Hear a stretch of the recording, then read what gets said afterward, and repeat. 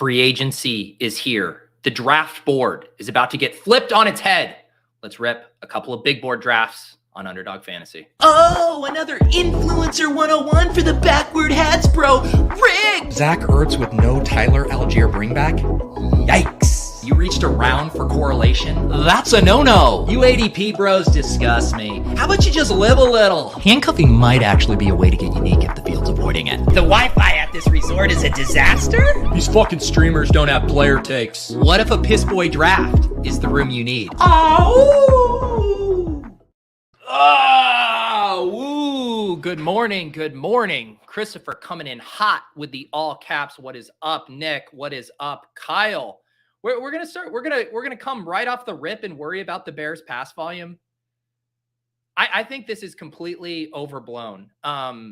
People were worried about the Eagles' pass volume before they traded for AJ Brown too. Like, teams dictate their offenses to the personnel they had. They had no weapons last year. Now they finally trade for Chase Claypool in November. They add DJ Moore in this trade. Do you think the Bears are going to throw some more now? I think so. I have zero concerns about DJ Moore and Justin Fields where they're going right now. My take is Justin Fields should be the fourth quarterback off the board.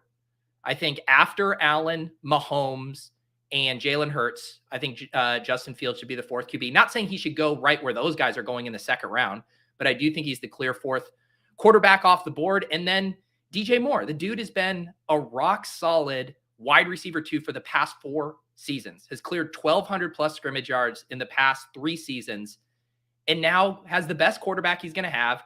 Even if you're concerned about the volume, I think it's going to be offset by efficiency, offset by spike plays. The dude through his entire career only has 21 touchdowns. More touchdowns are coming. I mean, Justin Fields made Cole Kmet look like a competent tight end last year. What do you think he's going to do with DJ Moore? So I'm not here for any of this pass volume, Chicago Bears FUD. I do think we'll start to see DJ Moore climb up the draft boards. I mean, at the start of the season, he was going to the 6th round. Over on ADP Chasing, on the Ship Chasing channel, it was 3 weeks ago when we debuted that show, and it was who was the biggest value. I said it was DJ Moore. I didn't even think I was going to luck box a trade to Chicago when I said that. But yeah, I think DJ Moore, there's still some value on the bone there.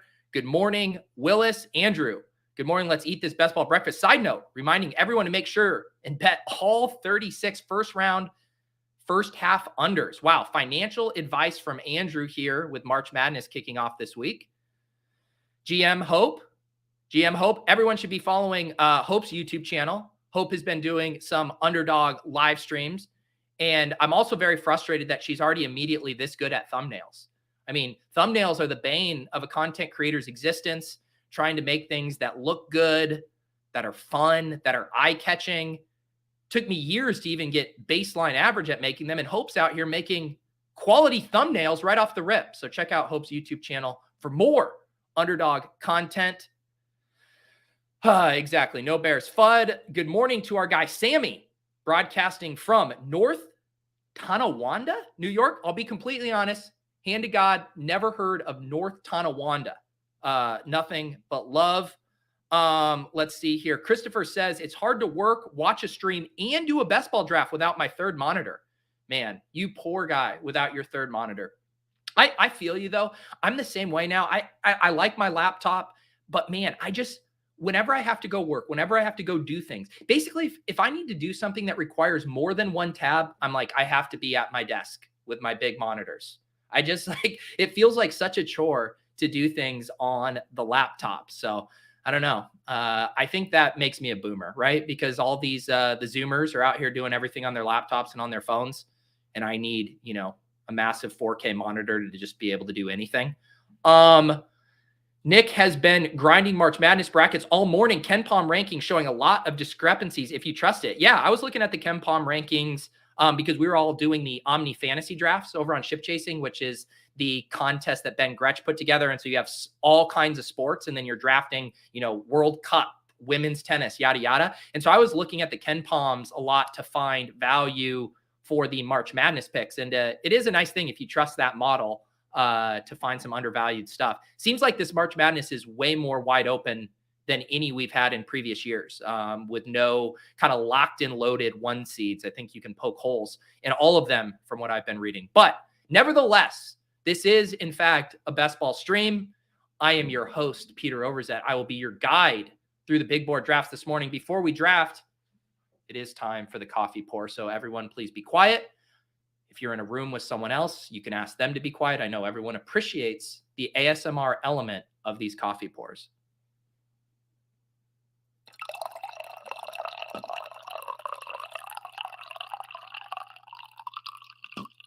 There we go. We are ready. We are ready to begin. Thank you, Ross. I appreciate this take. People who willingly work on laptops only are psychopaths. Thank you. I agree with this take. All right, let's hop in a best ball draft. Let's see what kind of badge brigade we have out on this Monday morning, mid-March. I will admit I have started to blast off a little bit on the big board slow drafts because I was checking my numbers and I was like, I don't think I am. Oh boy, Influencer 101, baby. Right off the rip, Influencer 101. What was I going to say? Oh, I was starting to look at how full this contest is. It's at 62.4%. And I was seeing that I am not pacing to max this.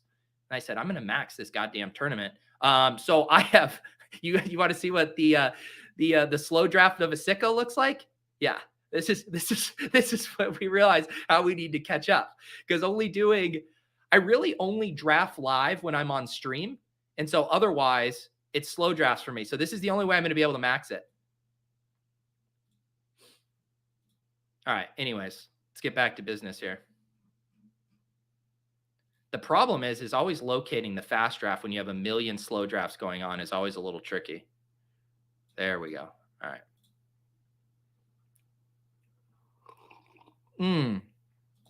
It is. I put on my backwards hat this morning, and lo and behold, I was gifted Justin Jefferson. Thank you very much. Thank you very much. Love Stars has 60 entries and only got 101. One time? There's no way. There's no way. Are you kidding me? I mean, that is some of the most epic run bat I've ever heard. I mean, 1 out of 12, your expectation be around 8% of the time. And you're telling me 1 out of 60 times? Love Stars. Have you considered being more of an influencer? My God.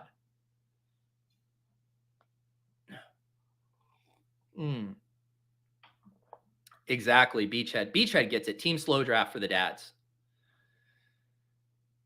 The thing is I've started to play in the NBA playoff best ball, the dance. And those drafts will only take 10 to 15 minutes, very similar format and structure to the NFL playoff best ball. And those you can kind of sneak in, and they don't even have slow drafts for those. Those are easier to squeeze in here and there, but saddling up for a 50-minute live draft, it's a big commitment. So I'm going to have a barbell strategy of live stream drafts and slow drafts. I'm telling you, though, I'm getting obsessed with the NBA playoff best ball. It's the same macro concepts of the NFL playoff best ball stuff. And trust me, I know nothing about the NBA, but I at least know how to correlate. And I now know enough about, the playoff standings, some of these rotations to at least make okay teams. And I'm getting addicted. I think I'm going to have to do a big show here soon. But if you played NFL playoff best ball, I legitimately think you would enjoy the dance. And it's only 10% full too. So still plenty of time. And I know, as if I needed another thing to devote my attention, but the playoff best ball format, I just love it.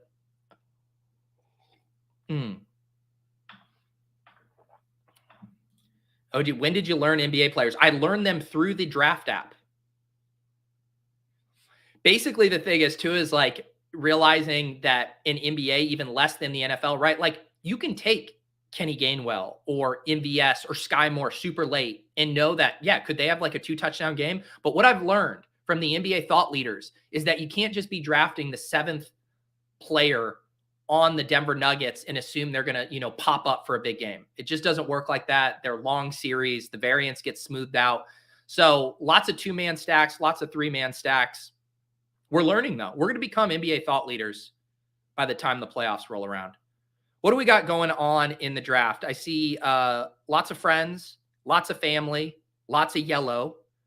CMC, Eckler. We do have Bijan. I like this by JGFC here, taking Bijan ahead of Taylor just so he can say Bijan snuck into the first round of drafts.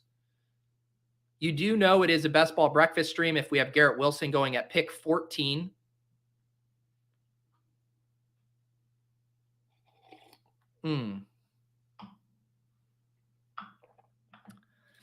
Willis says, NHL playoffs just dropped too. Don't miss out. You know what?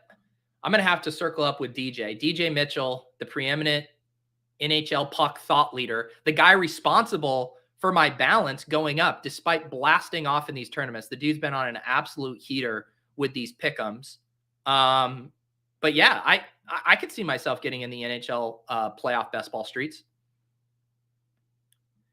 Nick said, last summer you said you didn't do many slow drafts for BBM. I assume that will change this year. Well, it's funny you say that. I don't know if it is going to change. I have an idea. I have an idea for something. I'm still fleshing it out in my head, so I don't want to commit to it right now. But hopefully not a lot of slow drafts for me is what I will say. Is what I will say while being vaguely mysterious. DK, Pete just loves to say uncorrelated tournaments. That's how you got addicted to best ball. Yeah, I actually don't give a shit about any of this. I just love the buzzwords. I love saying, leverage. I love saying correlation, stacking.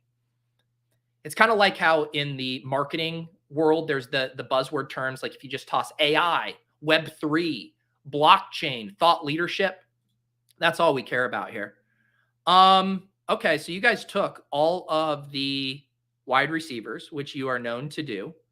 I'm going to do Jalen Hurts, and I am going to do my guy Breece Hall.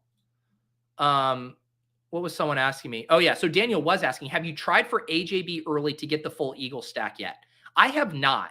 And I actually have seen a little bit of conversation about this. I think it was in the Ship Chasing channel. Someone was asking, when they got Tyreek, should they also grab Waddle and then, try to set up the premium double stack?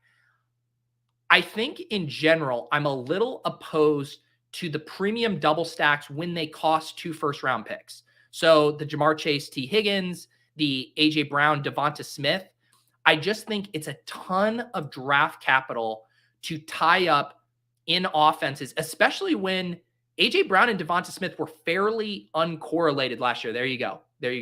Take a drink. I said uncorrelated. And if you think through kind of the playoff structures, you're basically saying the Eagles in weeks 15, 16, and 17, like one of those guys is going to have to be going off for 30 points every one of those weeks. And then Jalen Hurts is going to have to be going off for that much for 3 straight weeks. And is it possible? Absolutely. We saw, the Joe Burrow, Jamar Chase, T. Higgins stack a few years ago go nuclear in the playoffs. However, that was when Jamar Chase cost a 6th rounder, right? A lot of the teams that had it was a 5th, 6th round cost. So I'm just a little bit opposed to tying up that much draft capital in one single team. I think it's a good strategy for weeks 1 through 14. Like if you are trying to optimize for winning the regular season, which I think is a very hard thing to optimize for. But in general, I think the macro team correlation works better when you spread it out over 14 weeks. But in the individual, dare I say, single uncorrelated weeks, I just don't like tying up that much draft capital.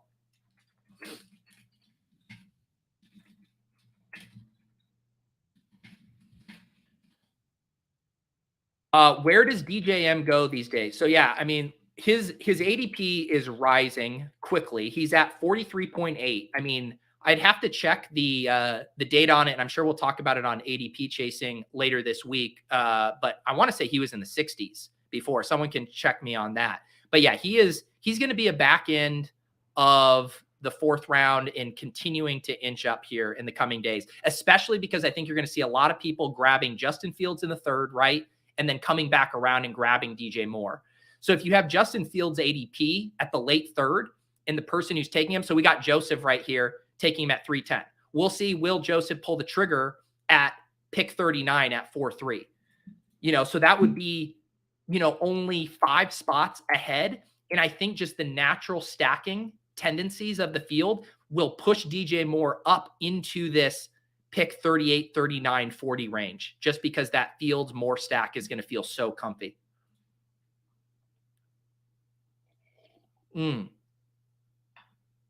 Oh, yeah, we did have a big defensive trade here. The Dolphins getting Jalen Ramsey. Apparently, Jalen Ramsey and Tyreek have a little beef before. Did Jalen Ramsey make some comment about Tyreek just being like a track star or something like that? I forget what the origin of that beef was, but everyone was like, oh, no. Are these guys going to be able to get along on their team? Did you guys see the clip of Tyreek Hill running the 60-meter at some track event? I still don't understand like what that event was. There are a lot of people clowning on the other guys in the competition. I am like very confused about all of it. Like, I think it's very cool that Tyreek Hill is just out here doing races. I like to watch fast dudes, but I am confused by like, what was that? Is that something he's regularly going to do? Who was he competing against? And I just did not have enough curiosity to go down a rabbit hole of research myself. Oh, here I was talking about would Joseph take Justin Fields with DJ Moore, and DJ Moore went one pick ahead of him. So much for that. I do think in general, DJ Moore will go in this early fourth range, but I guess in a Best Ball Breakfast Piss Boy draft, DJ Moore is going early.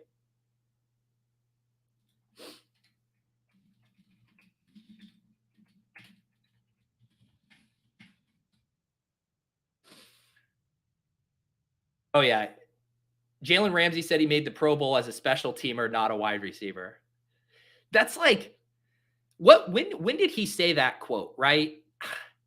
That's my question, because like Tyreek Hill has been very good now under lots of different circumstances. You can no longer use he was just a product of Patrick Mahomes. The dude called his shot, was calling Tua the most accurate QB of the league, say he was one of the best QBs in the league. We all laughed. And then he absolutely smashed with Tua this year. I don't know if Jalen Ramsey wants to be throwing shade at Tyreek. Unless you want to throw shade on him for being a shitty person, which that's completely justified, but not for when he's on the football field.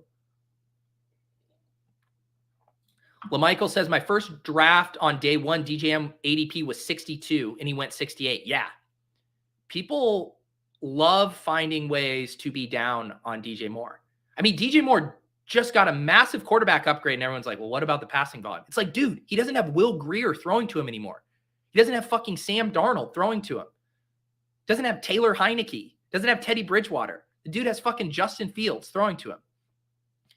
All right. What are we going to do here? I do worry. I really like Tony Pollard at this price. I am not letting Tony Pollard slide 10 picks past ADP. I am a little bit worried about getting squeezed at wide receiver here. Godwin, Allen, and Jigba.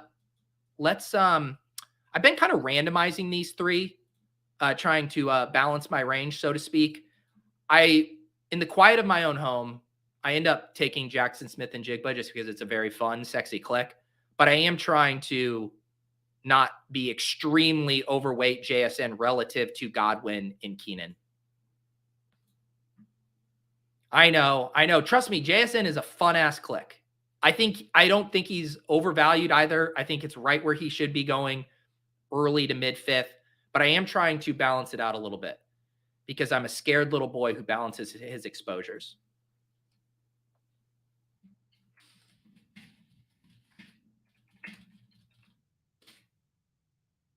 All right, does DK got me here? Cheetah won the men's 60-meter at the USATF, so I assume that means United States of America Track and Field Masters Indoor Championships. But he says he's never racing again because they had me out there looking wild.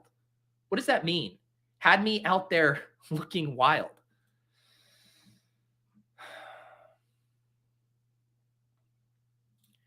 Nick says DJM would have been considered a grown-ass man level player with any other QB in Carolina. My thoughts exactly. This is all you need to do if you're worried about DJ Moore. Picture that Hail Mary bomb he caught from the XFL's PJ Walker at the end of that game against the Falcons, that walk-off Hail Mary. And now imagine Justin Fields uncorking those deep shots to him on the rig. It's going to be fun. It is going to be very fun. And I just completely reject the notion that these guys can't improve as pocket passers. I mean, we have zero questions about Justin Fields' athleticism, his ability to run. No one has questions about that. And I don't even think people have questions about his arm strength, his ability to deliver the deep ball. So now what? Now we're starting to worry about his pinpoint accuracy over the middle. The guy has improved over these course of 2 seasons. Now you're equipping him with more weapons. We've seen the same progression for all kinds of these toolsy quarterbacks that don't come into the league as super refined passers. Why are we just relax, everybody? Justin Fields is going to grow. He's going to improve. And you know what's a really nice solve for helping you improve? I don't know, a wide receiver 1 like DJ Moore. I ain't buying the DJ Moore FUD.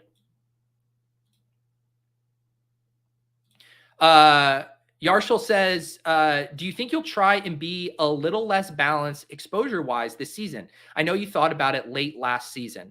So one thing I'll say is in the big board right now, like pre-free agency stuff, I actually feel like I do have stronger takes on the later round picks. Like I have conviction in some of my 0 RB targets, some of my rookie flyers, etc. Like I'm going heavy on those guys right now because I think the uncertainty is baking in discounts that maybe shouldn't quite be there. So I think in the big board, I actually will ultimately be heavier on my later exposure. I think the way I think about it is the varying degrees of trusting the market. And I certainly right now trust the market in those first 4 to 5 rounds. I think the market does a pretty good job appropriately valuing those guys. I think the later we get in the big board draft rounds, the less I trust the market and the more I'm willing to make a stand. And then on the flip side, like as BBM rolls around and as we get into August, in mid-August, the ADP becomes so efficient. And I'll argue that it'll be the most efficient it's ever been this August because the player pool, everyone is just getting sharper and sharper with these drafts. And I will be far less likely to snub my nose at ADP and IKB stuff come mid-August to when the season starts. And so I do think you want to be making your big stands and your big heavy exposure stuff early when you think stuff is mispriced. Because if you're making a huge stand in mid-August on a player, you kind of have to look around and say, why am I on an island with this one player? And I know there's people who disagree with this, who can, just see through the board and know that every Buffalo Bills player is undervalued. I know there's people out there like that, but I'm not one of them. But I don't mind being heavy on guys. I just think you need to be smart about it.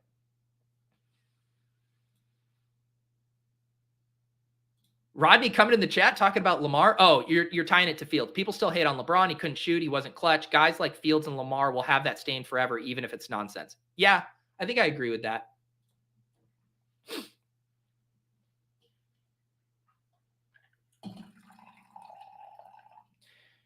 I think this is a good take too. Target Hog says, I would rather have strong takes in individual tournaments, but keeping it relatively smooth for overall exposure. And that is what's so fun about playing it as a portfolio. I mean, most of this contest is going to be drafted pre-free agency.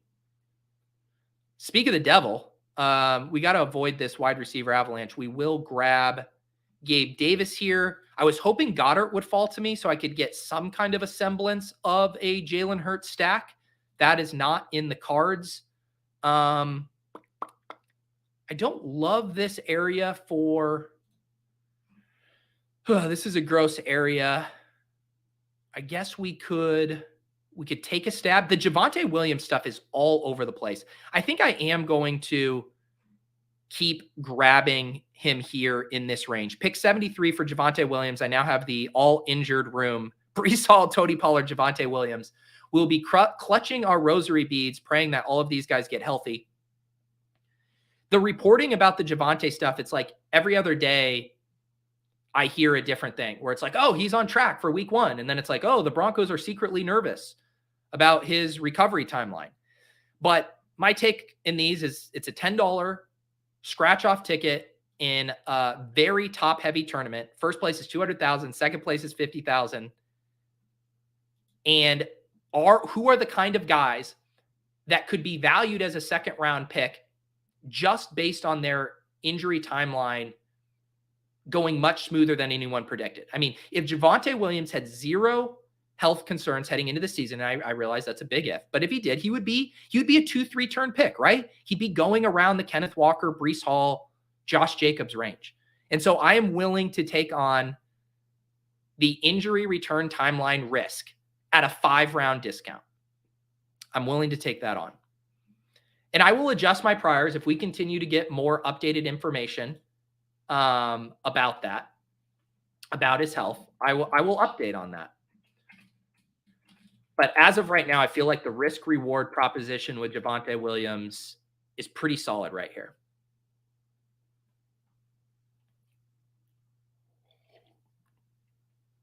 Yeah, and I just disagree with it. I mean, I think they're both I think they're both similar picks. Like Javonte, Dobbins, I think you know more what you're going to get from Dobbins. Dobbins is never going to catch a ton of passes and have the ability to approach a 25 point per game average upside. Like we know Javonte Williams' skill set, he could finish as a top 5 running back. That's just not within J.K. Dobbins' range of outcomes as a player and how he's used. He's definitely safer as far as his health, but I don't think the upper 5th percentile ceiling outcomes are even close between Javonte and Dobbins. And I like Dobbins. I draft Dobbins a lot. But like the true swing for the fences, this guy could challenge CMC and Eckler at the top. It's a fully healthy Javonte Williams in an improved Denver offense. Yeah, I see, and I saw the chat pushing for Kadarius Toney. I think this is a fair price for him here. Nice build from our guy Vaporware with a anchor DeAndre Swift at pick 62 and then a bunch of wide receivers. I've seen the talk that, you know, the Chiefs want Kadarius Toney to be their wide receiver 1. It's like, no fucking shit they want him to be their wide receiver 1. They paid a lot for him at the trade deadline, and they have no other wide receiver 1s. So, of course, they're going to say that. I feel like it's just the same old deal with Kadarius Toney, right? We have zero concerns about his talent level. It's everything else.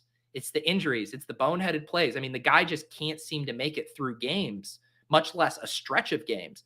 And again, going back to the risk reward proposition, I think it's good, you know, at this price. I mean, if he does put it all together, he'll be a 3rd round value. But I definitely don't want to be in the business of chasing him up draft boards because he is a super sexy player to chase up.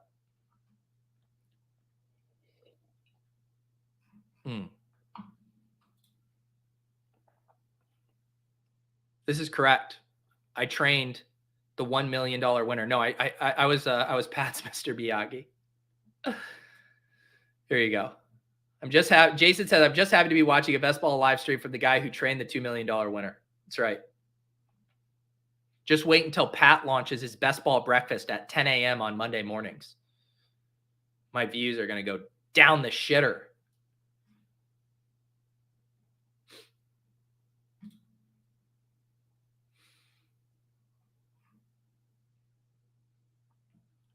Pete, with the Vikings shopping Dalvin, are they a sleeper team for Bijan? What pick do the Vikings have? I think any of those teams, like, I mean, now that the Cowboys tagged Pollard, I think that's off the table. I still think the teams like the Vikings and the Bengals, you know, if they were to fully move on from those guys and decide, so you pick at 22. Yeah, I could see that. I could certainly see that.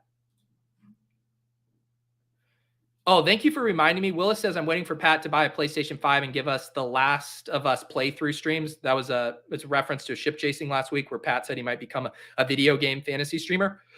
No Last of Us spoilers, please. I did not get to watch the finale yet. I'm going to watch it tonight. Please, no spoilers. Thank you. I appreciate it. God, this board has gotten gross. Play stupid games, win stupid prizes. The 2 positions I need are just absolutely nuked right now. Let's get a tight end. Have not selected David Njoku much. And we will we'll just begrudgingly take Darnell Mooney because we need bodies. I got buried in a little bit of an avalanche. It wasn't one of those avalanches that smack you over the head right out of the gate, but the avalanche just slowly picking up steam as we progress through the draft until next thing you know, you're taking Darnell Mooney at pick 97.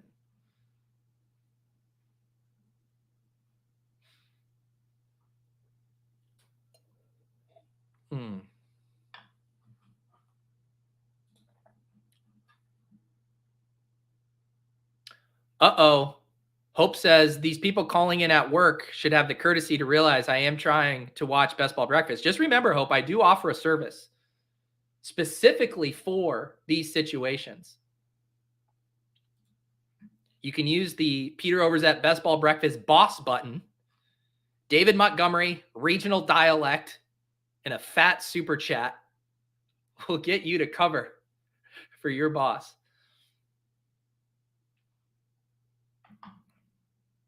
There it is. Put another David Montgomery on the bobby.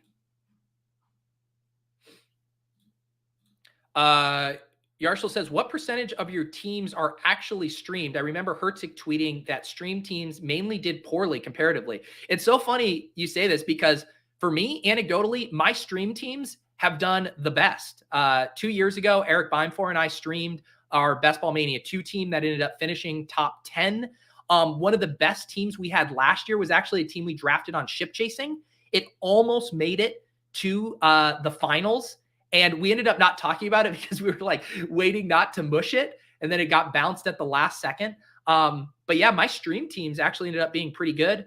But what percentage of your teams are actually streamed? I mean, last year, it probably only ended up being, I don't know, still probably around 15%, 15 or 20%.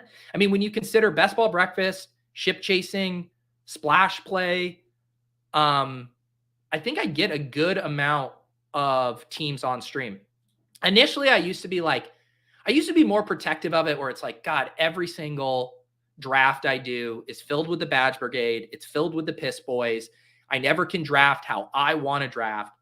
And yet I don't mind it because one, it pushes me outside of my comfort zone. And still the majority of my drafts will not be live streamed. And I don't mind the challenge necessarily. And it ends up pushing you to different pockets of players in different textures of drafts. There's another term to drink to. And so I don't mind it as much anymore streaming my drafts. And I mean, think of the content equity. I mean, people really enjoyed getting to go watch the draft Eric Beimfor and I did that finished top 10. I mean, that's the holy grail, right? You have a team that finishes first that was live streamed. So I'm willing to chase that carrot. Oh no.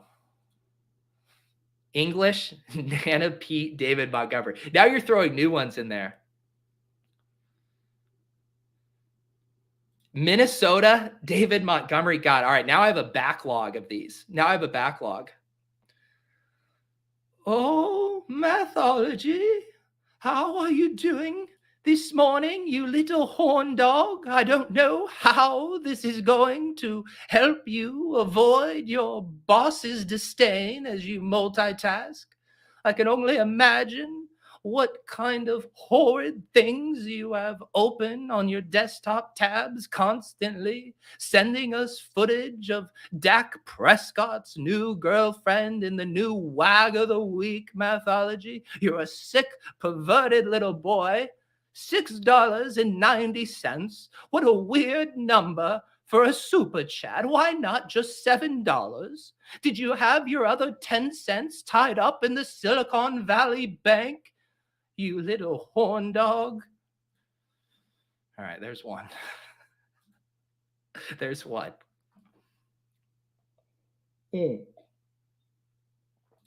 Are the puppies or BBM the better per dollar investment?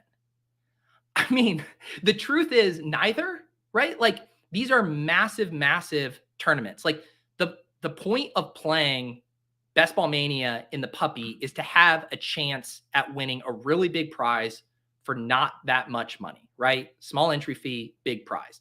But if you are going and hunting for ROI in these contests, I think you're doing it wrong. Let me make my picks here and then I'll try to expand on it a little bit more. I'm going to continue taking these dusty wide receivers. I don't want any of these running backs. I'm certainly not taking David Montgomery. Let's just take, we call this the Josh Norris special right here. The Zay Jones, Josh Palmer. Those picks are for Josh Norris right there.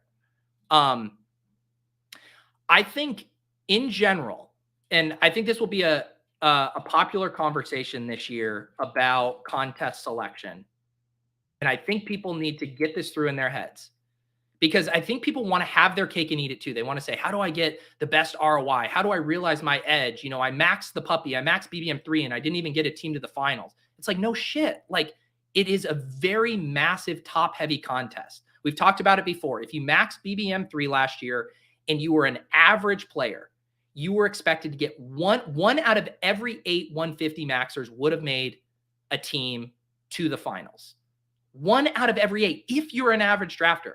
So if you are truly concerned about ROI, you need to be playing in these smaller contests. Your best bang for your buck is to do a Bulldog team, do a Dalmatian team for $100. These smaller contests where you can realize your edge more realistically. Because it's the same thing with other top-heavy tournaments like the DraftKings Millie Maker. There are guys like Osimo, who is the best DFS player in the world, who has never won the Millie Maker.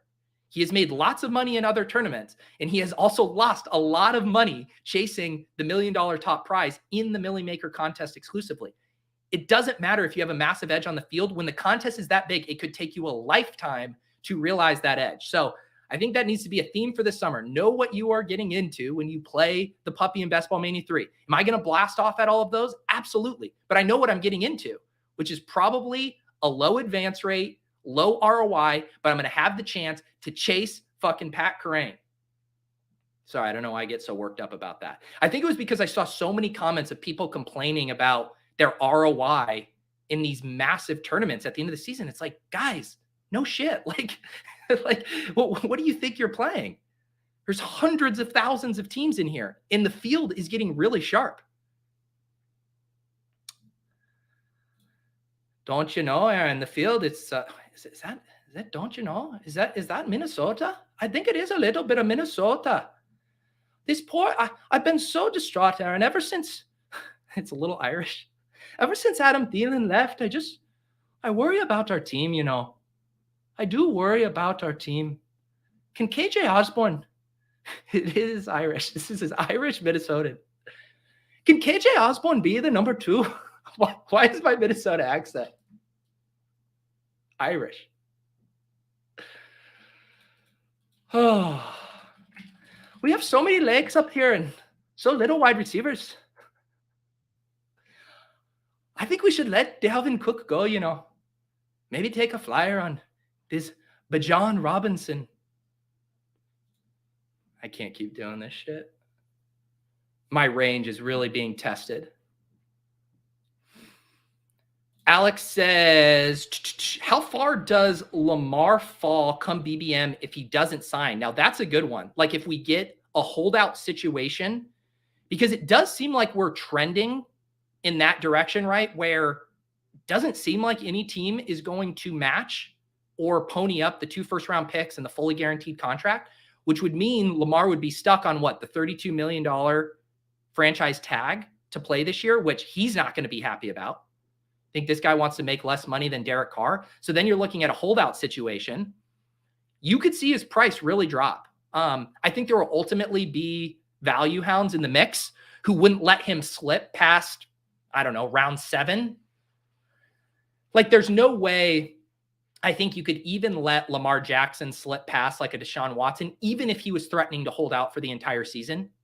You also just see those things get worked out at the last minute. You know, if they do head down that path, Lamar wants to collect his paychecks. The Ravens want him out there as quarterback. It does feel like something that could get done at the last hour. So yeah, I'm on board to draft any kind of Lamar Jackson dip that we get. The Banshees of Minneapolis, the first Irish guy in Minnesota. Look, guys, I said I offered this service. I never said I was a Frank Caliendo level impressionist. Paul putting it in perspective for BBM3, 450,000 teams whittled down to 450 team finals. Banshees of Inisherin, I will say, my favorite Oscar-nominated movie of the bunch. I ended up seeing 7 of the 10 Oscar noms. Let's figure out what we're going to do here. let's figure out what we are going to do here. Bryce Young goes. I was eyeing him.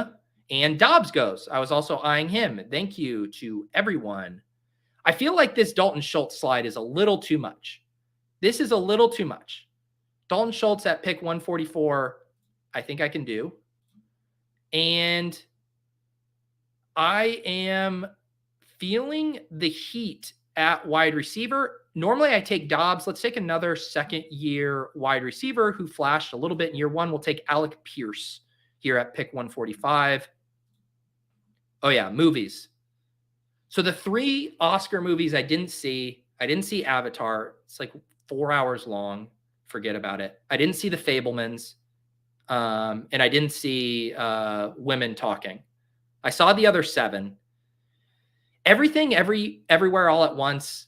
I did find it visually interesting.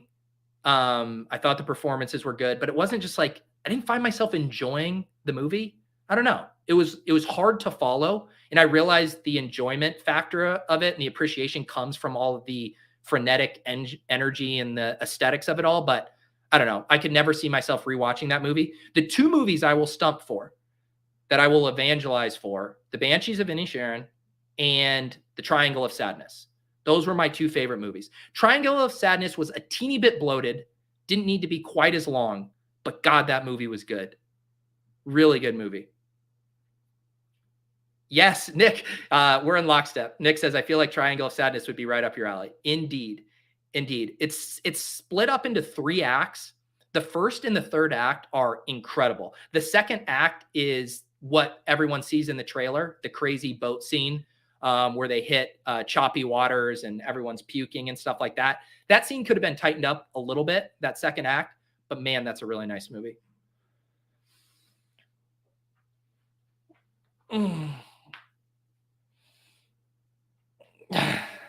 There we go. Omar, we're living rent-free in Omar's head. As I was taking Alexander Madison, all I could think of was handcuffing may actually be a way to get unique if the field's avoiding it. We need to get more best ball streamers out here so we can figure out what the cliche buzzwords of the 2023. Do you guys have suggestions? Let's get out in front of it. What words do you guys think are going to be very popular this year? Combinatorial ownership. I think we're going to hit that one hard again in 2023. Are there any terms, any buzz terms, best ball buzz terms on the bleeding edge? Combos. Yeah, combinatorial ownership. Triangle of Sadness is available to stream.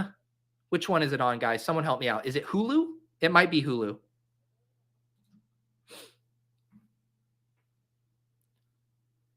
See, I disagree with this one, Andrew. Andrew says, thoughts on the pacing of Banshees. I just didn't like it for the length. Thought it dragged on. See, my take is every movie is too long. I didn't find this movie to be too long. I mean, wasn't this movie only like 90 minutes? Hour 54. I was so hooked in the story and so invested in those characters that it didn't drag at all for me. Most movies I find absurdly long. Elvis, I could have hacked an hour off of that movie. All Quiet on the Western Front, I could have found 45 minutes to hack off. Movies are too goddamn long. I refuse to go see Avatar. Tighten it up. No one has time for fucking 4.5-hour movies anymore.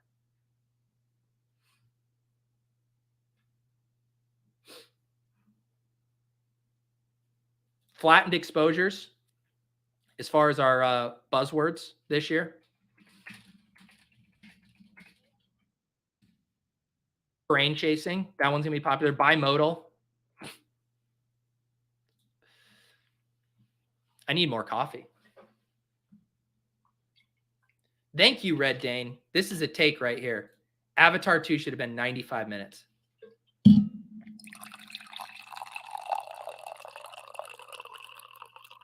It honestly is a problem with so much stuff right now too. It's not just movies that are too long. The other move lately that's really been chapping my ass. Is that a thing? Chapping my ass? It's Netflix and HBO in these documentaries stretching what would be a really good 70 to 90 minute documentary into a 3-part miniseries. Like I watched the Murdaugh one on Netflix. Very compelling documentary. They stretched it out into 3-hour-long episodes. It could have been like an hour and 40-minute documentary, and it would have been great. Like, why? And I get why they do it, right? It's easier to sell more when you have more episodes. I get the money aspect of it, but my God. All right, I'm going to keep taking Tyjae Spears. He is a guy I find myself always clicking in here. Man, am I going to take Jordan Love again? I take so much Jordan Love. Do I have any other viable stacks late? Man, I guess I can kick it down the road a little bit more since I have Hurts. Man, I hate this spot right here. I really do. All right, let's just take Sean Tucker. Get a couple of rookies here. Ugh.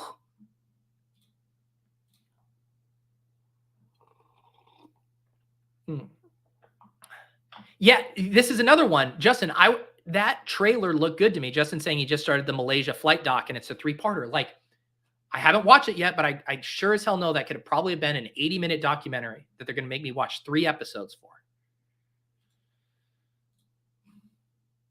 All right, Target Hog. I thought we've been talking about movie and TV show length, and I thought he said an hour and 15 minutes to legal tampering starting. I thought there was a new documentary on Netflix that's an hour 15 called Legal Tampering. Frankly, I would watch that. Jay Chang, you are in luck. Jay Chang says, another draft, please. I missed the first one because of daylight savings. Jay Chang, you can't be out here missing drafts. As a man who shows up to comment on every single one of my live streams, win draft. Are you drafting? I could be doing a live stream that's like a funeral. I could be hosting a funeral, giving a eulogy. Don't ask why I would be live streaming that, but I could be doing that. And Jay Chang would be like, are you going to draft today? And I'm like, I'm trying to pay my respects. Are you doing another draft? We'll do another draft today. But we got to keep these moving.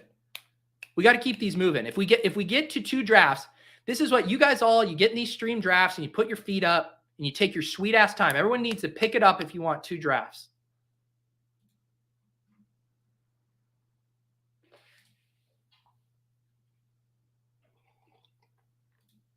Nick says live streaming a funeral feels like a Paul Brother thing.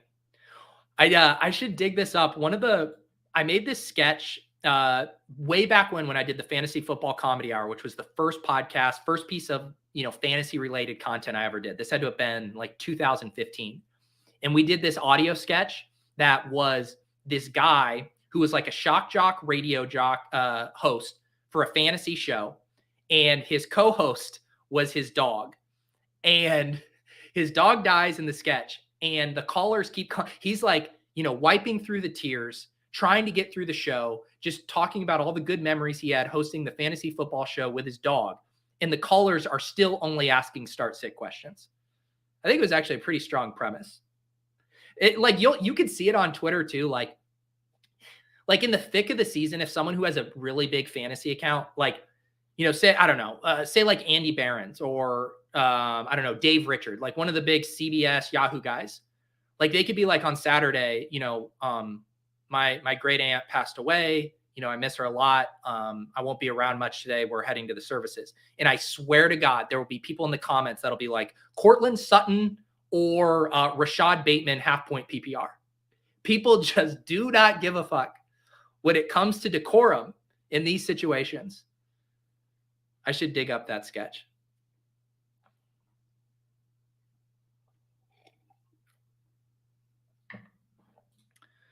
We're all going to get a chance to draft with Pete when he does the 24-hour BBM draft marathon. I think I could definitely do like a 12-hour thing.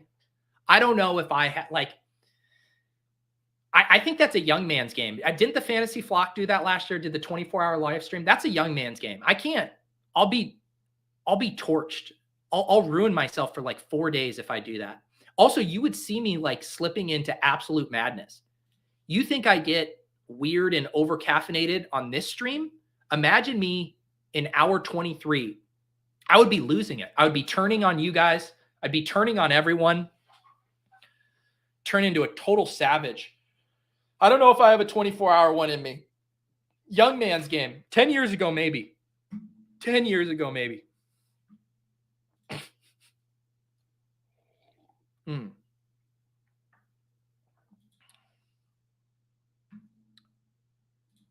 right, what are we going to be doing here at this turn? What are we going to be doing at this turn? We need to grab a quarterback. Did you guys already take my precious Tyquan Thornton? I can't believe I have to take Mac Jones here. Do I have to take Mac Jones? Do I have anything else viable here? Who are the Colts going to end up with at quarterback? Galaxy Brain? A Will Levis there? Should we try to Galaxy Brain? Are the Colts going to get boxed out? Are they going to end up with Levis? This is what we're going to do. We're going to Galaxy Brain this. Here we go. Colts get boxed out. They have to take Will Levis at the 4th overall spot. And now I have the Will Levis to Alec Pierce and Paris Campbell. I'm a wizard. An absolute wizard.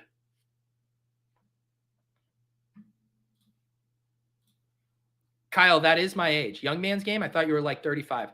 First of all, in this space, in this day and age, 35 is an old man. I'm practically a veteran at this point.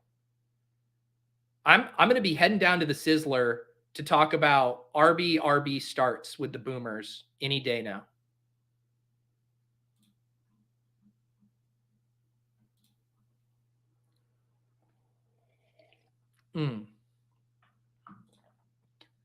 Love Stars. How to screw up an influencer 101. This sounds like a guy who only has had one 101 across 60 drafts. This is just another day at the office for me, Love Stars. I get these 101s like they grow on trees, bud.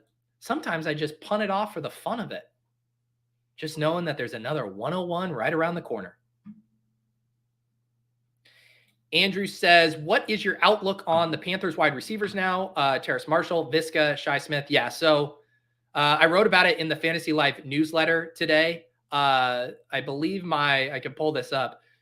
My word was the cupboard is now bare in Carolina with that depth chart there that you referenced.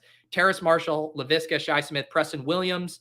They're going to be players in free agency and in the draft, right? Like they're going to get one of these wide receivers in free agency. They're probably going to draft one or two guys. I still think because they're so cheap, I think taking late round stabs on Terrace Marshall and Visca makes a ton of sense. I'm not necessarily like, I guess this is what I would say. I would not be making decisions on these guys based on projectable volume. Like if you really like the talent profile for Terrace Marshall or I don't know, Laviska Shenault, and you want to draft them based on those merits that you think they can earn targets, I think that's completely justified. If you're doing it based on vacated targets, I think that's a dangerous game to play before free agency and before the NFL draft. Because it's not going to be hard for them to draft someone to immediately come in and be their wide receiver 1 or even their wide receiver 2. My low-key winners here, though, were the running backs, Deontay Foreman and Chuba Hubbard. Chuba specifically because he's under contract. Deontay Foreman's unrestricted free agency, but I've heard that the team wants to sign him. Maybe Nick can confirm our Panthers thought leader in the chat. But I like Hubbard's price is so good right now, 197.9 here on Underdog, and he's going to get all the work he can get. And I was impressed kind of with the run game with Carolina last year. I mean, they really had things going. Who was the other guy? Blackshear. He was even getting in on the mix. So I kind of would rather sell the passing game right now and buy the run game. It's just my current 2 cents.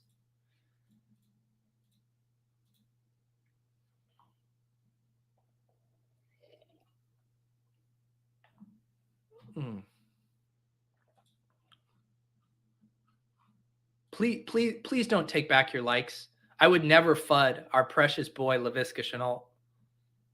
I would never. That's all we need. It's so sick, right? Every time ship chasing, we try to mush one of these guys. You know, Sky Moore. Guess what happens? Sky Moore, the past 3 weeks, we've covered it on ADP chasing, is one of the biggest risers every single week. Sky Moore's ADP keeps going up. We're trying to be out on these guys after they burn us. Laviska Shenault, right when we thought he was left for dead, now all of a sudden he's the wide receiver 1 on the Carolina Panthers. And you pull me back in.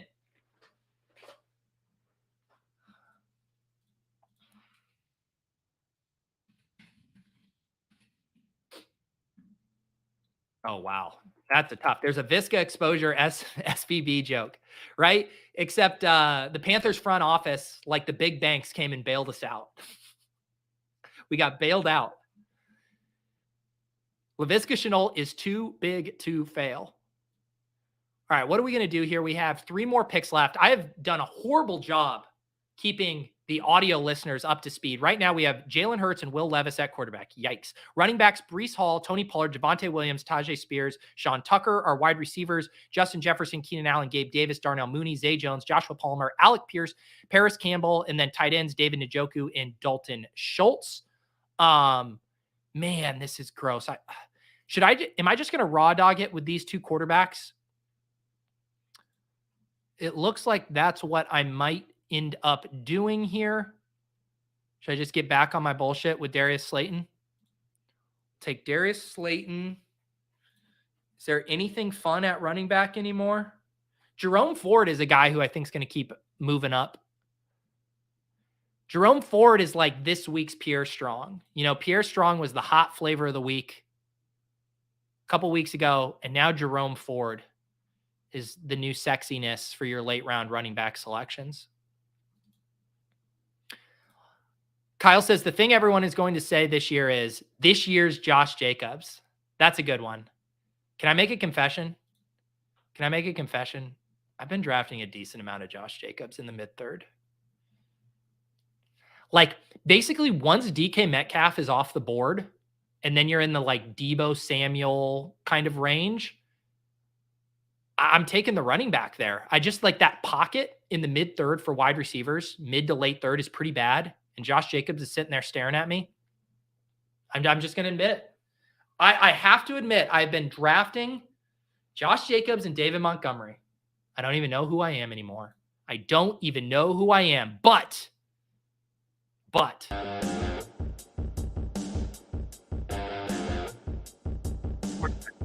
Jacobs and David Montgomery. It's called a heel turn from your favorite piss boy. All right, we got to speed this draft up, guys. This second draft, everyone needs to speed it the hell up.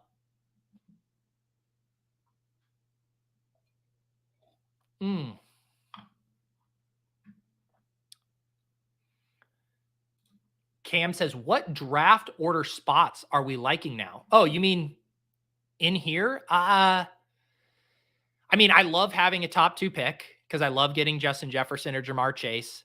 And in a piss boy room, I definitely like having like pick 10 through 12 because you can kind of get your anchor wide receiver, Adams, Lamb, sometimes AJ Brown, and then you can pair them with a Bijan or a Jonathan Taylor.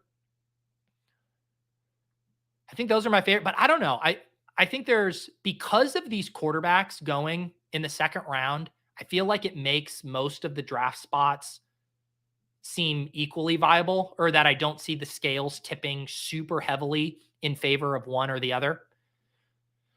Because it was last year that we had that clear top 5, right? At the top with the 3 wide receivers and the 2 running backs.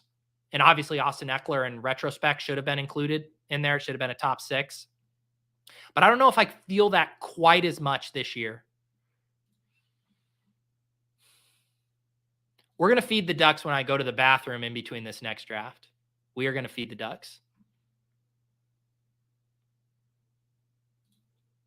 Liam stealing my bits. Omar says The Rock was so good it inspired Liam to go with music on his stream. Wow. Liam stealing my bits. But I'm stealing his because I took Gabe Davis in this draft, so we're even. Yeah, 8 to 9, no man's land, says Target Hog. All right, Nick Bird's calling a shot. The Panthers wide receiver room is going to be Jacoby Myers, Paris Campbell, and Jalen Hyatt. There you go. Couple free agents. Fast rookie. All right, what are we going to do for our final pick? Our structure right now is a 2-6-9-2. If I had a Tampa Bay Buck, I could maybe justify going with Baker Mayfield with the rumors that he might be headed to Tampa. I could just take a one-off flyer on Desmond Ridder. What do you guys think? Do you think I should go 3 QBs or just raw dog it with Hurts and Levis? Add on. I think I'm fine at tight end. Njoku and Schultz, I think is fine. Should I just be back on my bullshit and take, should we do Quez Watkins so we have a single stack with Jalen Hurts? Wow. Chat coming in hot. You guys want us to take a tight end? I could take Sam Laporta. All right. I don't hate it. All right. So we are going to raw dog it at quarterback. I have 1.5 quarterbacks. All right. Sam Laporta, I can get on board with that. All right. Final team, Jalen Hurts and Will Levis at quarterback. Our running backs, the all-injured team, Breece Hall, Tony Pollard, Javonte Williams, 2 rookies, Tajay Spears, Sean Tucker, and then Jerome Ford. Our wide receivers, Justin Jefferson, Keenan Allen, Gabe Davis, Darnell Mooney, Zay Jones, Joshua Palmer, Alec Pierce, Paris Campbell, Darius Slayton. Happy with that room. A little older than I'm used to because you guys take all the young, sexy players. And then at tight end, David Njoku, Dalton Schultz, and Sam Laporta. All right, here's what we're going to do. I'm hopping in another draft. I'm going to put on Feed the Ducks music. I am going to be back in a few minutes. And you guys are going to, whoever hops in this draft has to commit to drafting fast. We need to pick this one up.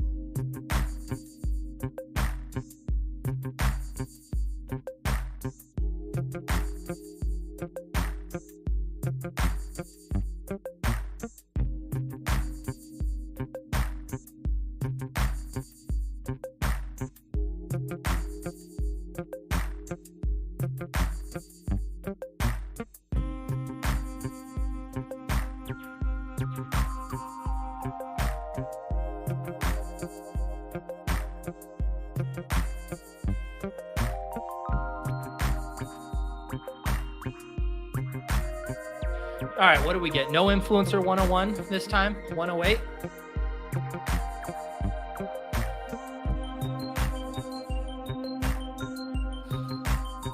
J Mike excited about the overflow draft. There you go.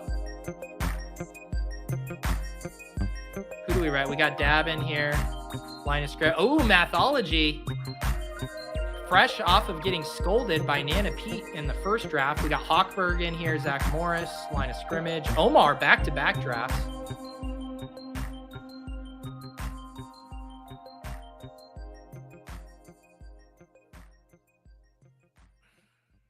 Wait, okay, Jay Chang, thank the Lord. I was going to be worried about you if you didn't get in one of these drafts. All right, we're on the clock here. We are on the clock. What do we look at? Okay, this is a piss boy room. This is a piss boy room. I'm not taking Kelsey. I'm getting out in front of it this time. I will not be left out in the cold without my wide receiver blanket to keep me warm from the chill of the wide receiver avalanche.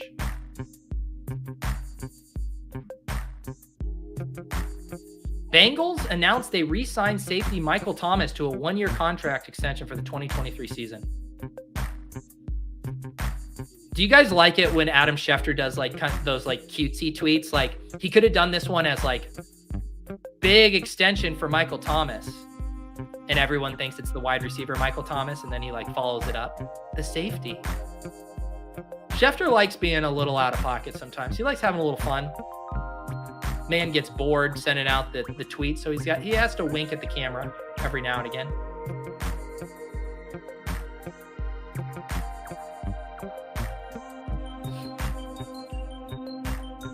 What other bold free agency predictions do you guys have? Because I feel like we're all super jacked up for free agency and all the craziness, but then you actually look at the top available free agents and you're like, what is actually going to get things going? Because like the biggest news items aren't technically free agent related, right? It's like, where's Aaron Rodgers going to go? What's going to happen with Lamar Jackson? Are guys going to be moving up in the draft to try to jump the Colts? Like that's the super interesting stuff right now. I'm not getting shut out. T. Higgins or Devonta Smith? Let's do T.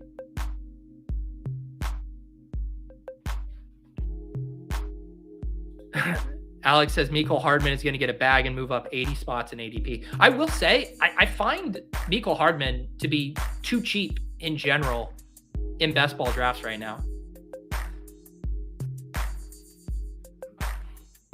Yeah, Red Dane, we're gonna let the Feed the Ducks ride for this second draft. DJ Chark to the Chiefs, basically trying to upgrade MVS. I don't mind that. Oh, Jamal Williams to the Bengals would be rough. I feel like the Lions want to re-sign Jamal Williams. They love that dude. Dan Campbell loves the swag daddy.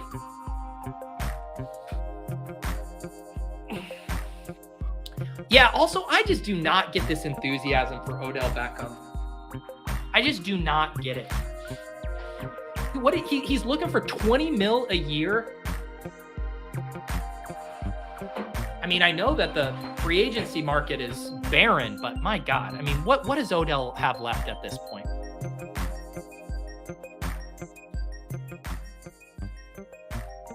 Thank you. I agree. Odell is washed. Jimmy G is a blue chip free agent. We might have different definitions of the word blue chip. I almost just poured a coffee without giving you guys the pleasure. Here you go. Last bit. It's almost gone. All right.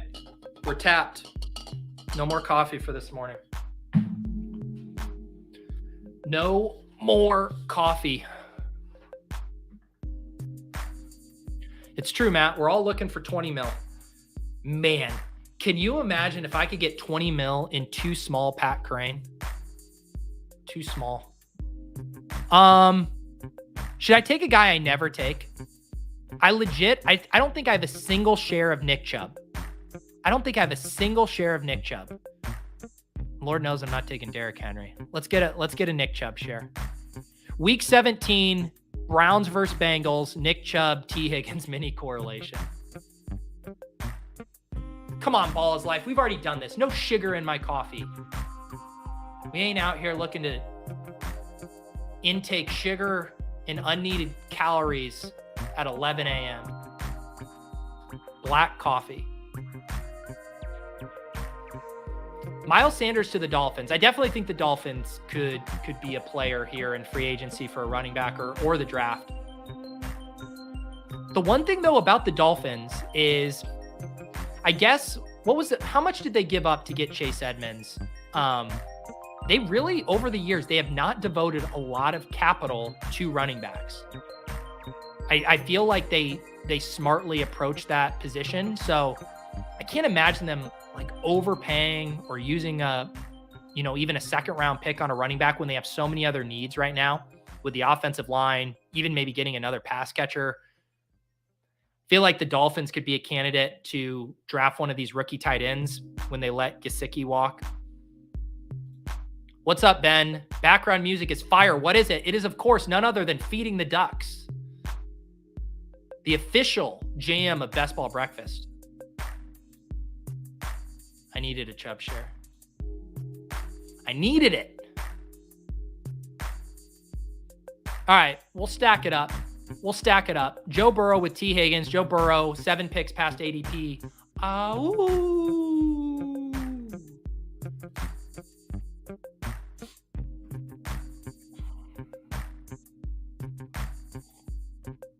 Brandon says, a week ago, I thought Ridley 4th round was too early. Now thrilled to get him at the 304. That's that Players Tribune bump, man. I'm telling you. Trust me, I'm caught up in it too. I feel like I could run through a brick wall after reading that piece by Calvin Ridley. I can't blame anyone for wanting to draft that guy this year and root for him.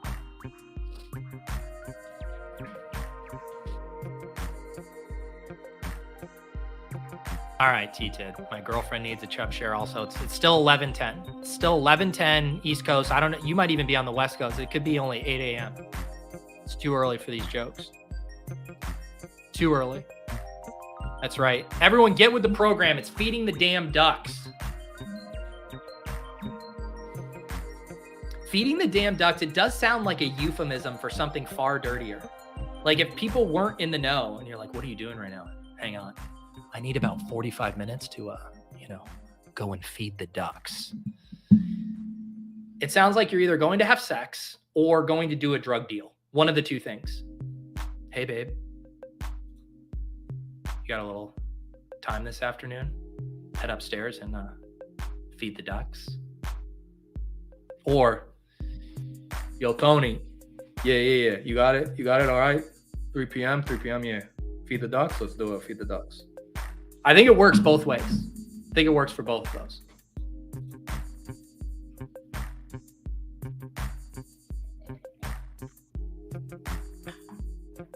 Ooh, this is a good question. After football, will Laird go into coaching or streaming with Davis and Pete? So I will say in my newsletter, the P.O. Box newsletter, which is the new newsletter I started up a couple weeks ago. Would love it if you guys all subscribe to it. It's completely free. Drop it in your inbox on Fridays. Let me make this pick here. Let's grab Jameson Williams.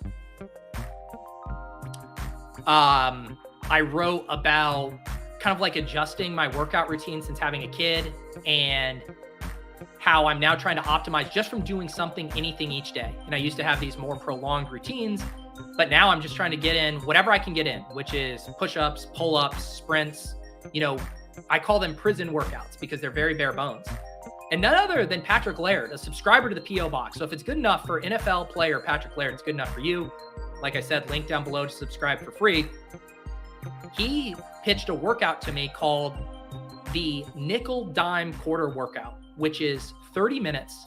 And you try to see how many rounds of 5 pull-ups, 10 push-ups, and a quarter mile sprint. So one time around the track, 400 meters. How many times you can do that circuit in 30 minutes. And I think we might try to get a little prop bet, a little competition going. Obviously, I know how this is going to end for me trying to compete athletically with an NFL athlete, but it doesn't mean I'm not going to try. So stay tuned. Maybe we'll be able to whip up some content about Pete versus Laird in the nickel dime quarter competition. Zach Morris. I had a dream. That Kyle Pitts would fall to me at pick 65. Do you know who I will take here, though? I'll take Jahmyr Gibbs. ADP of 59 at 65.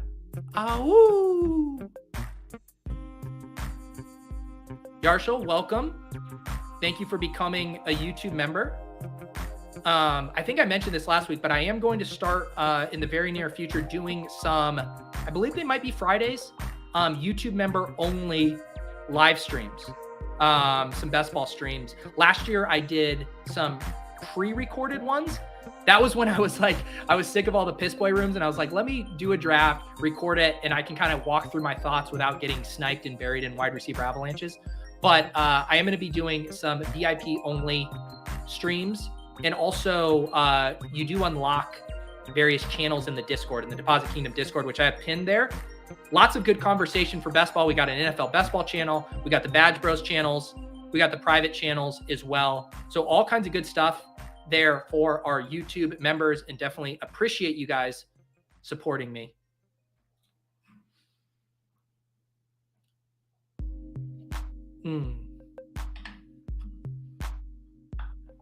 That sounds like a version of Hell Peter, not going to lie. Patrick Laird's nickel dime quarter competition. No one said it was going to be easy. But it is like the perfect thing. My street, it works out well. Like my street is like 200 meters down and 200 meters back. So I am going to be able to train for it. It would be such a bad look for Patrick if I beat him. There's no way I beat him.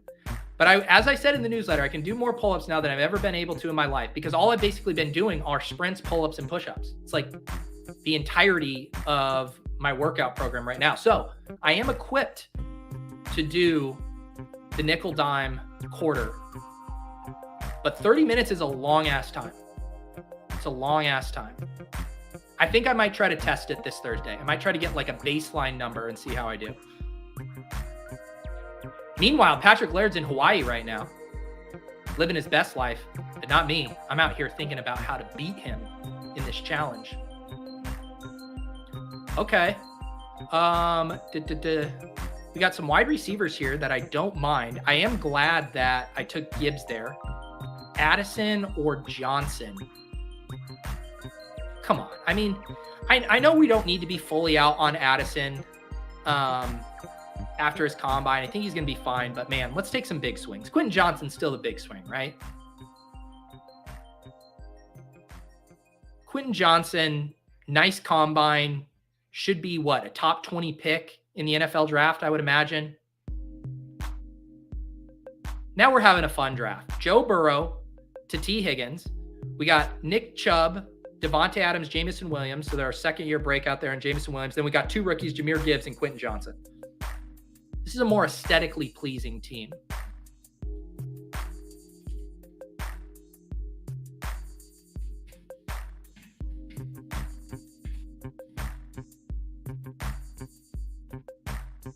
Thank you. OG Man said, showed the wife the P.O. Box logo, and she says, Pete is an effing genius. That one, that was a layup there, naming the newsletter the P.O. Box. It just worked. It just worked. And if I ever need to like pivot it into like a Stephen A. Smith hot take artist, like I could change the P.O. to meaning pissed off. The pissed off box. What do we want to do here? What do we want to do? Do we need to value hound Joe Mixon? Nah, we don't. We just take Jacoby Myers. I don't think I've taken a lot of Jacoby Myers. Jacoby Myers is fine. We'll take Jacoby Myers. Welcome, Will. Are we doing best balls already? We've been doing best balls for the past month, Will. The past month. There's 150 people watching me draft. And Will, mind you, this is my second best ball draft of the morning. It's true, Will. We're sick. It sounds like you think I might be in need of a tough combo. Everyone follow Will on Twitter for a tough combo, except when he's canceling himself and having to repost apologies. Otherwise, a great follow on Twitter. T-Tid, hot take. Samaje Perine is a better long-term for my Bengals than Joe Mixon. I agree. Samaje Perine is very good. I think they should let Joe Mixon go, either bring in a second back in free agency or draft a back they like. This is a deep running back class. Like, just draft someone and go 50-50 with Perine in the rookie. Ooh, Jonnu to the Falcons. Are you kidding me? That's all we need is another roadblock for Kyle fucking Pitts. Are you kidding me? To kick off free agency with a Kyle Pitts roadblock is just too fucking perfect. Chef's kiss. Jonnu Smith, start the prop bets already. Jonnu Smith outscores Kyle Pitts in 2023. Unreal. Unreal. The Falcons forever trolling us. Arthur Smith. Unless, can we galaxy brain this? Can we galaxy brain it as Jonnu Smith is going to be the inline blocker now? So Kyle Pitts can run routes? No. That would make too much sense. Let me get a tweet off. And let me make a pick and then we're going to get a tweet off. I need some likes on this morning. You know who we're going to take? Depending what line of scrimmage takes. We're going to get some Pat Fryer Helmuth here. Unless I just tip my hand and line of scrimmage is now. Damn it! Why did I do that? The second I said it. Fine. We'll keep getting wide receivers. Elijah Moore, come on down. All right, let me get a tweet off. Let's see here. Here we go. We need to comment. Everyone needs to weigh in on the trade. All right. Falcons finally get their tight end of the future. I feel like this is like a nice 50 like tweet. Maybe a couple quote tweets. I feel like this has 50 like upside.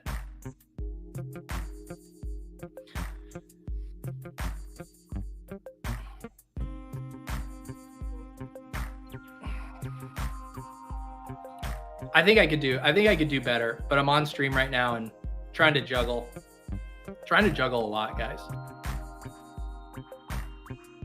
All right, let me get the draft board back up here.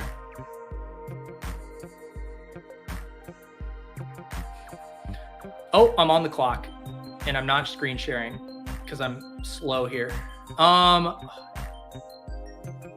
Wow. I never take Brian Robinson, but this might be too much value for even me to pass up on. What do we like here? Brian Robinson, AJ Dillon. I like AJ Dillon more than Brian Robinson. I just can't bring myself to clicking on Brian Robinson. I'm sorry. It's just not for me.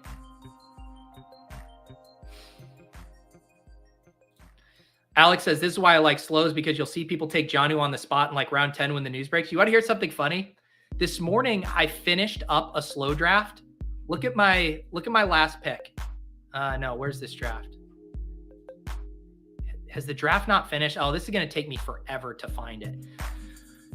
Is this it? Oh yeah, here it is. Okay, I wanted to show you this one. So this was this morning, a slow draft. And I had Kyler Murray, Bryce Young, and Mac Jones. And I was trying to figure out who was going to be my 20th round pick. And I said, you know what? Let's go for the double stack here with Tyquan Thornton and Jonnu Smith. Look at this value here. Jonnu Smith at pick 237, thinking I was getting him galaxy brained with Mac Jones. Little did I know he was on the move to Atlanta. Where the hell is my draft? Where the hell is it? See, we got to get this. Why is this so hard for me to find? Where is my team? Where is the team I am drafting right now? This is insane. There it is. We got to fix this. We got to thrust the live draft up to the top of this. It can't be buried down here. Underdog, I'm begging you. Your interface is incredible, but I'm absolutely begging you to pin active fast drafts to the top of the user interface. It wasn't at the top, Chris. It was not at the top. It was in the middle.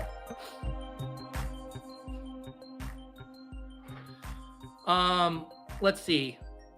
Should we take Aaron Rodgers and see if we can get him at the last minute backing out of the Jets to go throw balls to Davante Adams? Chris, does it look like I'm on mobile right now, bud? Does it look like I'm on mobile, Chris? All right, we're going to take Aaron Rodgers. Oh, this works. This is the ultimate pick. Aaron Rodgers goes to the Jets. We just stacked him with Elijah Moore. Aaron Rodgers goes to the Raiders. We stacked him with Davante Adams. That is how you do it. That is how you stack before the chips have hit the felt.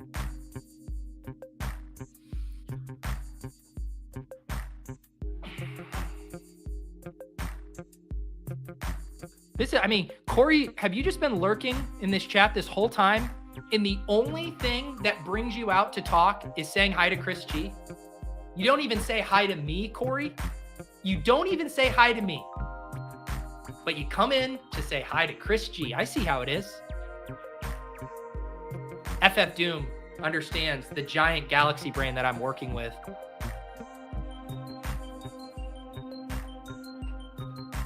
If Rodgers goes to the Raiders, they might win. They might be in the AFC Championship next year. I mean, if Rodgers goes to the Raiders, they're what? Maybe the third best team in the AFC West? AFC West is tough. I mean, they're certainly not better than the Chiefs. We'll see what the Chargers do offensively. What do we got on this board? I'm gonna end up going punt tight end, am I? Let's go. Sky? No. A-Chain, come on down. Look at the speed and the power in my running back room. Nick Chubb and AJ Dillon, the Thunder. Jamar Gibbs and A-Chain, the Lightning. Look at the texture of my running back room.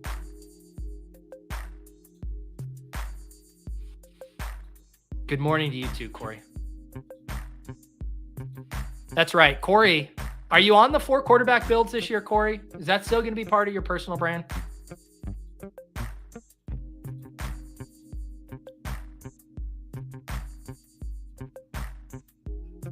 All right, looks like my tweet is about to hit the projection. 4 retweets, 45 likes. I said it had 50 like upside. Probably 20 of those are pity likes from you guys. You're like, Pete's got to hit his KPIs this morning.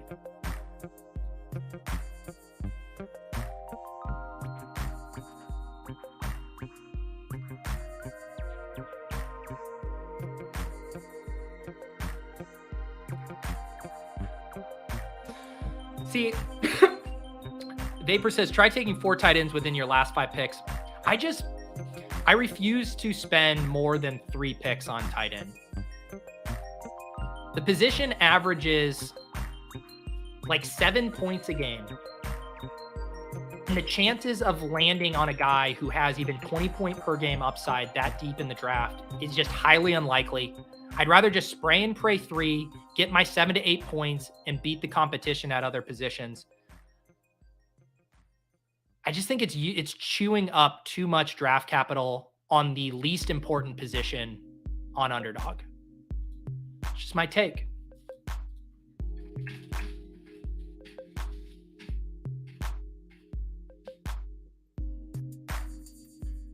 How do you feel about 3 teams advancing in the big board? I think it's good. I think it helps smooth out the variance. All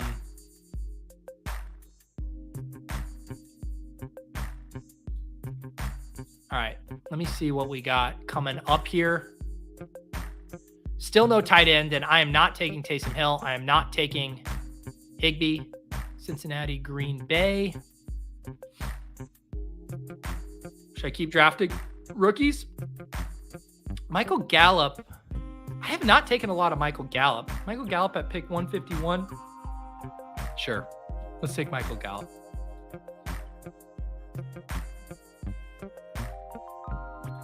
Ooh, this is a good one. T-Tid. Peter, thoughts on getting to 20K subs by the end of the year? Feasible. Very good question. Probably feasible. I don't know if it's feasible with my current strategy. We will see. I guess it all depends on the thirst for best ball streams. I definitely plan to stream a lot of best ball drafts. I want to expand my best ball streaming this summer. I don't know.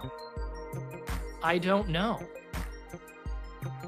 I would love it. That would be a very fun goal. I got to do some more shorts. Got to start pumping those out. You got to play the game to increase subs. And sometimes I'm bad at playing that game. But I appreciate the thought, T-Tid. I certainly would feel good about getting there. I think I've plateaued. I've been at like in this 12K range for a long time.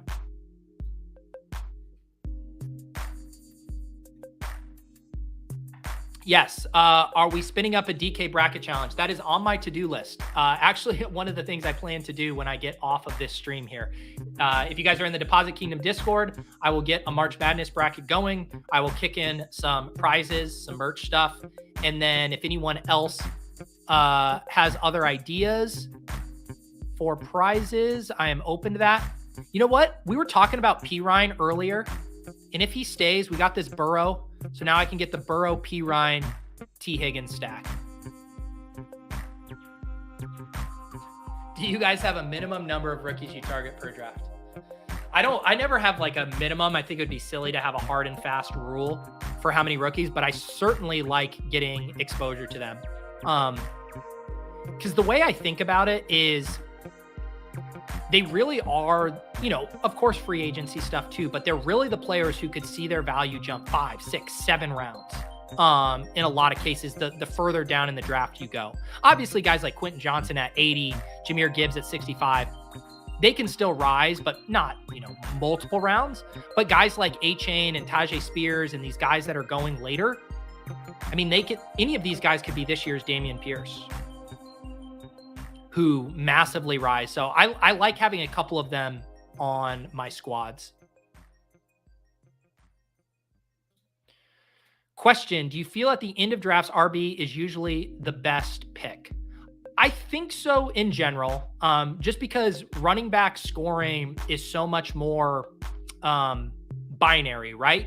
It's like if you're drafting a handcuff running back, it's like they're either giving you 0 or they're thrust into a starting role and they can put up 15 points a game, like a Jeff Wilson last year, right? Jeff Wilson, late round pick, absolutely buried on the depth charts, and yet he gets a change of scenery and all of a sudden is a contributor. Where the wide receivers who are available either don't have the talent profile to ever be major target earners or, be a 15 point per game type of player, or they're like super fringe spike week guys. We're drafting the Quez Watkins, the KJ Hamler, and those guys can be useful in a spike week sense. But in general, I think the ability to massively outperform draft cost is always going to go to the running backs in those spots. Let's take Gesicki here, get our first tight end, and hopefully he can bank a better landing spot. I still really like the talent for Gesicki. And at pick 176, I'm willing to make a bet on that. Oh no, Paul. I'm over an hour behind. No way I catch up to the stream. Paul, you're going to have to listen at 2.5x speed. We talked about a lot of things like balancing our JSN exposure, Javonte Williams, contest selection, Oscar movies, best ball buzzwords, Panthers wide receivers, the nickel dime quarter challenge, and why I don't like 4 tight end builds. There, I just got you caught up, Paul. Frankie is at the gym listening to 1.5x. Finally caught up. Let's hope Feed the Ducks slaps just as hard at 1x. Yeah, what does Feed the Ducks sound like at 2x? Probably sounds like a schizophrenic techno track. Come on, Willis. I really like his talent. New buzz phrase for this year. I feel like that sounds like a buzzword from 2018. It doesn't feel like on the cutting edge of 2023. A lot of the terms, we'll stumble upon some new stuff this year. We'll figure it out. We're in the early nascent stages of hot best ball summer 2023. All right, little Trey McBride. Little Trey McBride action. So we're at 2.572 right now through 16 rounds. We got Joe Burrow, Aaron Rodgers at quarterback, Nick Chubb, Jahmyr Gibbs, A.J. Dillon, Devin Achane, and Samaje Perine at running back. Our wide receivers, Devontae Adams, T. Higgins, Jameson Williams, Quentin Johnson, Jacoby Myers, Elijah Moore, Michael Gallup. And our tight ends, Mike Gesicki and Trey McBride. Not bad. Not bad. Exactly. This is the new buzzword. Feed the Ducks. Small loss, big win, asymmetrical upside. These are good ones. Those are good ones. Asymmetric upside, I could see being a contender.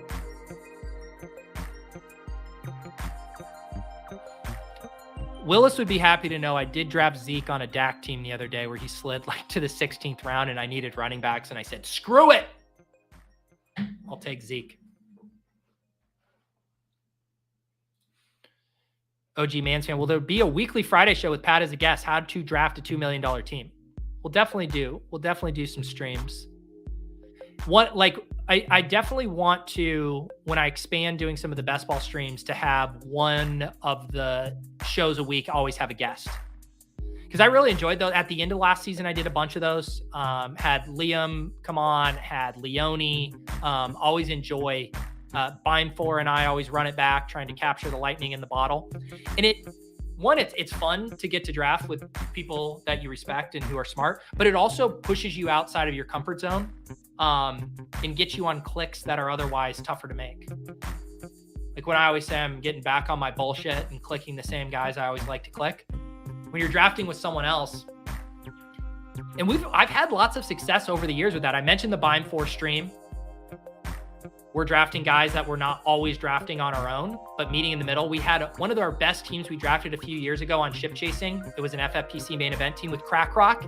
And we were trying to get him to be a piss boy and he was trying to get us to crank purple. And we drafted one of the best teams we had ever drafted.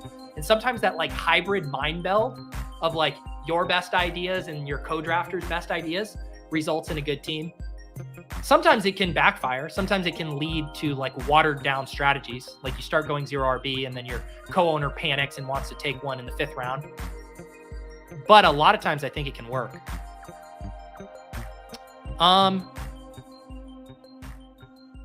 Is Jimmy Garoppolo going to go to the Raiders if Rodgers goes to the Jets? Someone told me in this chat earlier that Jimmy Garoppolo is a blue chip free agent. So now I'm just covering my bases. I got the Burrow to Higgins and Pirine stack. I got the Rodgers to Elijah Moore stack. And now I have the Jimmy G to Devontae Adams stack. There we go.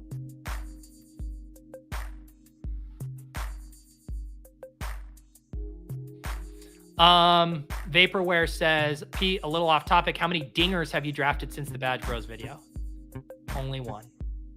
I actually 0. So I've only drafted that one team. But I told you, I have drafted 20 plus teams in the dance. I have the bug for NBA playoff best ball. The MLB draft, I had a ton of fun, but the learning curve for me to get to a point where I wasn't just totally punting it off, I just don't have the time to get caught up to speed enough on baseball. I'm sorry. How much booty are you taking? I haven't taken any. I have not taken any booty. I heard he had a booty ass combine.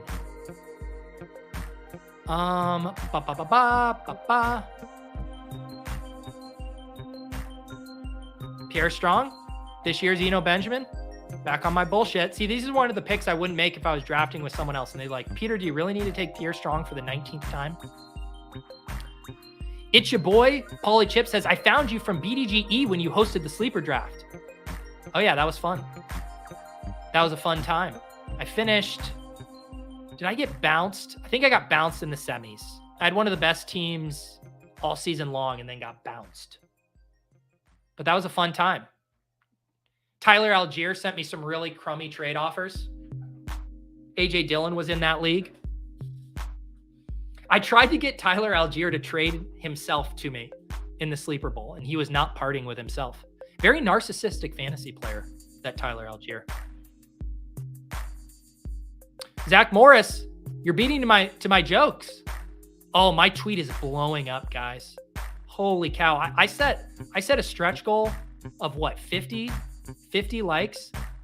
This thing's at 5 retweets and 58 likes. Oh my God. The Twitter dopamine is hitting so hard this morning. So hard.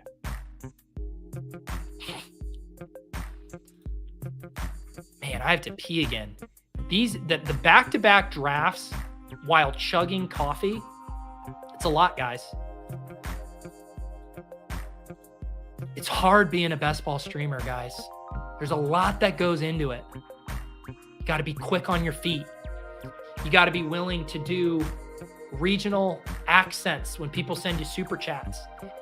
You got to be DJing the music, commenting live in real time on free agency news, engaging with the chat, all at the same time while having to piss your pants.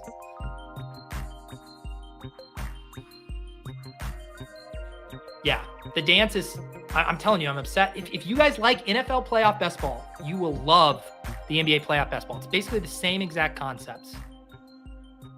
What are we going to do here? What are we going to do? Where do we think Matt Collins ends up? Cardinals re-signed Greg Dortch. I kind of like Dortch too. And we already have McBride. Let's grab some Dortch. So structurally here, we're at a 3-6-8-2, Joe Burrow, Aaron Rodgers, Jimmy Garoppolo. I need to get a third tight end. Running backs, I think we're good. Chubb, Jahmyr Gibbs, AJ Dillon, A-Chain, P. Ryan, Pierre Strong. Wide receivers, Devontae Adams, T. Higgins, Jamison Williams, Quentin Johnson, Jacoby Myers, Elijah Moore, Michael Gallup, Greg Dortch. Tight ends, Gesicki and Trey McBride. I'll let the chat pick out my tight end. What tight end are we doing? What tight end are we doing?